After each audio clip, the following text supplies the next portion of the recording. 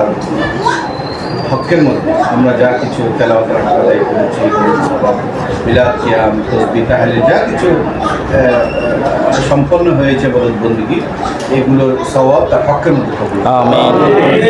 জনাব হুমায়ুন মোর্শেদ সাহেব, তার পরিবারবর্গ, পূর্বপুরুষগণ যারা দুনিয়া ছেড়ে বিদায় নিয়েছে, সকলের হকের মধ্যে কবুল। তার আম্মাজান অসুস্থতার মধ্যে আছেন, শামসুন নাহার রব্বুল আলামিন তার দীর্ঘ হায়াত এবং সুস্বাস্থ্যের জন্য আমিন। এবং আমরা যারা হাত তুলেছি, আমাদের মুরব্বিগণ যারা দুনিয়া ছেড়ে বিদায় নিয়েছে, সকলের হকের মধ্যে সওয়াব, সকলের জান্নাতের আলা মুকাম। আমিন।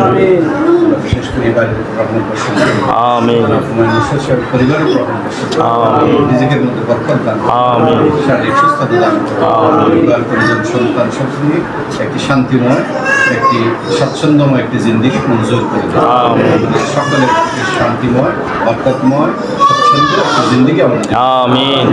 মহান আউলিয়া কেরামের খাদেম হিসেবে আমাদের আমিন। মযহাব মিল্লাত তরিকতের খাদেম হিসেবে কবুল। আমিন। মানবতার খাদেম হিসেবে কবুল। আমিন। আমাদের গুনাহ খাতা ক্ষমা করুন। আমিন। আমিন।